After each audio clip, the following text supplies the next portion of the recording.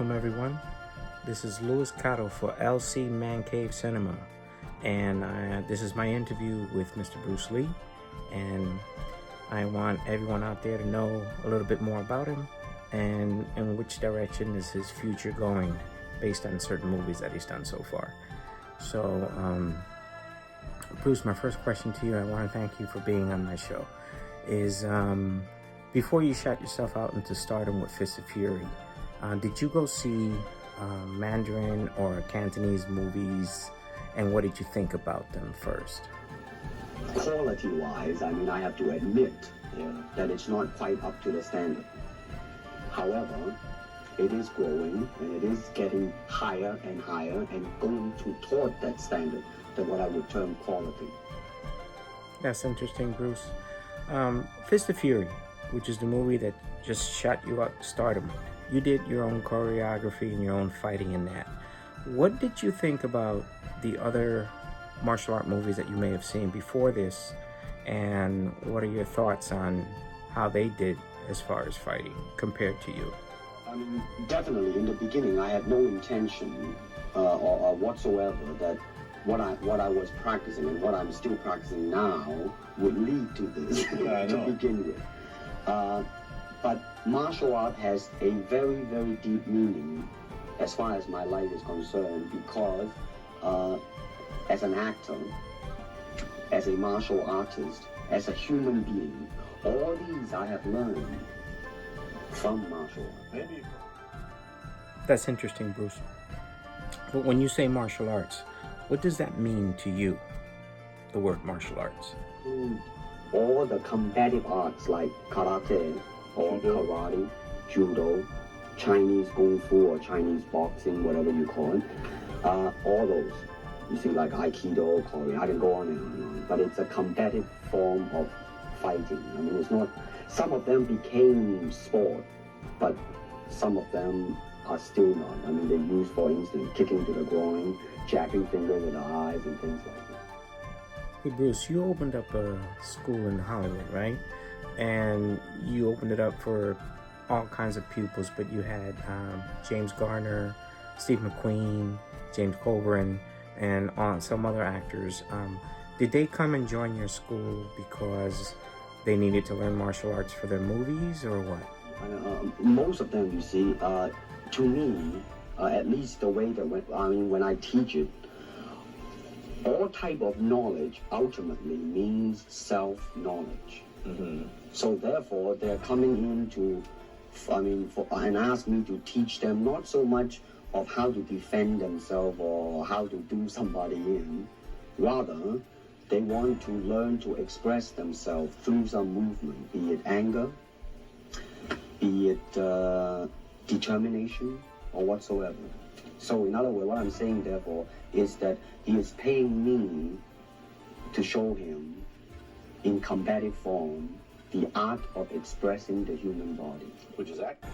So what you're saying is that they're learning how to act? Is that it? Or it would be useful too for an actor to have. It might sound too philosophical, but it's acting, or acting, unacting. I think you lost me there. I don't know what you meant. It's a combination of both. Here is the natural instinct, and here is control. You are to combine the two in harmony. Not, if you have one to the extreme, you will be very unscientific. If you have another to the extreme, you become all of a sudden a mechanical man, no longer a human being. So it is a successful combination of both. So therefore, it is not only, it's not pure naturalness or unnaturalness. The ideal is unnatural naturalness or natural unnaturalness. So yin and yang. Huh, okay. Well, one of your students, James Coburn, he just finished doing a movie called That Man Flint, or he did a movie called That Man Flint, where he used karate. Did he learn karate from you? After he played an army. Right. You see, actually, I do not teach, karate, because I do not believe in styles anymore. I do not believe that there is such thing as like Chinese way of fighting or the Japanese way of fighting or whatever way of fighting, because unless human beings have 3 arms and 4 legs, we will have a different form of fighting. But basically, we have only 2 hands and 2 feet. So styles tends to not only separate man, because they have their own doctrines, and then the doctrine became the gospel truth, that you cannot change, But if you do not have style, you just say, well, here I am, as a human being. How can I express myself totally and completely? Now, Okay, I understand. But you say Chinese boxing. So how is that different from our normal boxing here in the U.S.? That's and then we use the elbow, and use the thumb too. you name it, man. You use it all. You have to, you see, because that is the expression of the human body. Everything. Not just the hand. And when you're talking about combat, well, if it is a sport, now you're talking about something else. You have regulations, you have rules. But when you're talking about fighting as it is, with no rules, real fighting, well then, baby, you better train every part of your body. And when you do punch, now I'm leaning forward a little bit, hoping not to hurt any camera angle. You gotta put the whole hip into it and snap it and get all your energy in there and make this into a weapon. You just came at me pretty close. I wouldn't want to mess with you in a dark alley.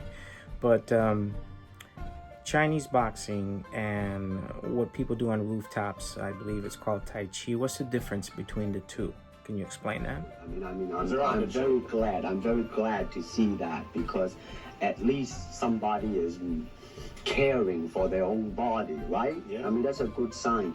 Well, it's a kind of a slow form of exercise, which is called Tai Chi Chuan. I'm speaking Mandarin just now. Yeah. Cantonese, Tai Chi. And you push it out, but all the time you are keeping the continuity going. Bending, stretching, everything. Bruce, out of all the students that you have, all these movie stars, who are the best out of the group that you teach? Can you explain that to us? Depending, okay? Now, as a fighter, Steve McQueen, now, he is good in that department because that son of a gun got the toughness in him. I see it on the screen. He would say, all right, baby, here I am, man. And he'll do it. Yeah. Now, James Coburn is a peace-loving man. I met him. Right? You've met him. He's really, really nice. Super mellow and all that. Now, he appreciates the philosophical part of it. Therefore, his understanding of it is deeper than Steve. Well, that's interesting, Bruce. And the other thing that you teach is that you have a mixture of philosophy, martial arts, and sport all rolled up in one. How is that adapted to this modern age? Really, to me, ultimately, martial art means honestly expressing yourself. Now, it is very difficult to do. It is easy for me to put on a show and be cocky and be flooded with a cocky feeling and then feel like pretty cool and all that. Or I can make all kinds of phony things, you see what I mean? Blinded by it. Or I can show you some really fancy movement. But to express oneself honestly, not lying to oneself, and to express myself honestly, that, my friend, is very hard to do, and you have to train. You have to keep your reflexes so that when you want it, it's there. When you want to move, you're moving. And when you move, you're determined to move. Not taking 1 inch, not anything less than that. If I want to punch, I'm gonna do it, man, and I'm gonna do it, you see? So that is the type of thing you have to train yourself into it, to become one with the...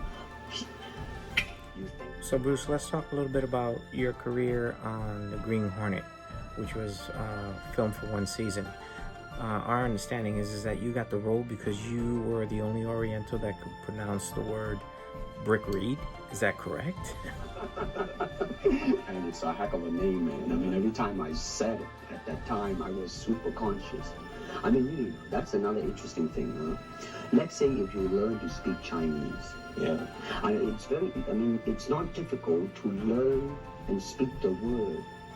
The hard thing, the difficult thing, it's behind what is the meaning, what brought on the expression and feelings behind those words. Like when I first arrived in the United States, and I look at a Caucasian, and I really did not know whether he was putting me on, or is he really angry, because we have different way of reacting.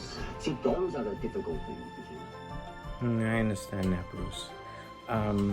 Tell us a little bit about your co-starring role on Longstreet. Can you explain to us how you got that role? What was that about? The title of that particular episode of Longstreet is called The Way of the Intercepting Fist. Now, I think the successful ingredient in it was because I was being Bruce Lee. Yourself. Myself, right. And did that part, just express myself, like I say, honestly express myself at that time. You had a certain line in that series that became very popular with the American audience. Do you remember what that line was? We'd like to hear it. Okay. You're talking to Longstreet, played by James Francisco. I said, empty your mind. Be formless, shapeless, like water. Now you put water into a cup, it becomes the cup. You put water into a bottle, it becomes the bottle. You put it in a teapot, it becomes the teapot. Now water can flow, or it can crash. Be water, my friend. That line was very meaningful. Now, you wrote the idea for a series called The Warrior. Can you explain or elaborate a little bit more about that? And Paramount wants me to be in a television series. On the other hand, Warner Brother wants me to be in another one. But both of them, I think, they want me to be in a modern. How else can you justify all these punching and kicking and violence except in the period of the war? So, Bruce, you did Fist of Fury, and you're on your way to doing some other new movies that you have planned out. And it put you in a position where you became a superstar, and you had to change your phone number, and you get mobbed in the streets. How do you feel about that? And which direction are you planning on going? Are you going towards the east, towards the west, back in Hong Kong, here in America? What are your expectations of your future? First of all, the word superstar really turned me off, and I'll tell you why. Because the word star, man, is an illusion. It's something what the public calls you. You should look upon oneself as an actor, man. I mean, you would be very pleased if somebody say, hey, man, you are a super actor. It is much better than, superstar. I think the word star I do not look upon myself as a star. I really don't. I mean, believe me when I say it. I mean, I'm not saying it because what are you going to do? I have already made up my mind that in the United States, I think something about the Oriental, the true Oriental should be shown. Hollywood, sure. Bruce, how do you feel the American producers would feel about a Chinese man as yourself to be in his own TV series in America? How do you feel about that? Well, such question has been raised. In fact, it is being discussed, and that is why The Warrior is not going to be on. I see. You see, because unfortunately, such thing does exist in this world. You see, like, I don't know, certain part of the country, right, where like they think that business-wise it's a risk, and I don't blame them. I mean, in the same way, it's like in Hong Kong, if a foreigner come and became a star, if I were the man with the money, I probably would have my own worry of whether or not the acceptance would be there. But that's all right, because if you honestly express yourself, it doesn't matter. Let's look at this from the other way around. Let's flip the coin. How would in the Oriental world, how would they feel about you doing their movies but Americanized the way you are now? Would they accept that? I have been Yeah. criticized for that. Yeah, but Oh no, definitely. Well, let me say this. When I do the Chinese film, I'll try my best not to be as American as I, have been adjusted to for the last 12 years in the States. But when I go back to the States, it seems to be the other way around. You know too what I mean? exotic, eh? Yeah, man. I mean, they're trying to get me to do too many things that are really for the sake of being exotic. Bruce, looking at the political aspect, how do you think that this would affect China and your future of doing movies? First of all, this happened before that. Yeah. But I do think that things of Chinese will be quite interesting for the next few years. I mean, not that I'm politically, inclining toward anything. No, I understand that. I just wondering. But I mean, once the opening of China, that it will bring more understanding. Yeah. More things that are, different, and maybe in the contrast of comparison, some new thing might grow. So therefore, it's a very rich period to be in. If I were born, let's say, 40 years ago, Yeah. if I have a thought in my mind, I said, boy, I'm going to star in a movie or star in a television series in America. Well, that might be a vague dream, but I think right now, maybe. Bruce, let me ask you this last question. Do you see yourself more as a Chinese Oriental or an American or both? As a human being.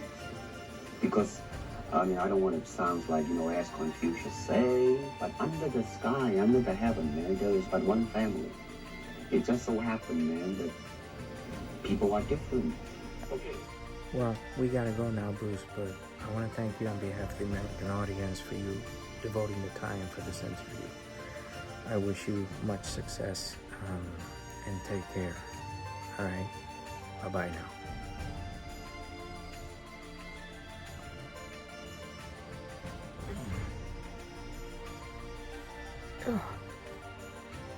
Was I dreaming again? As I always do.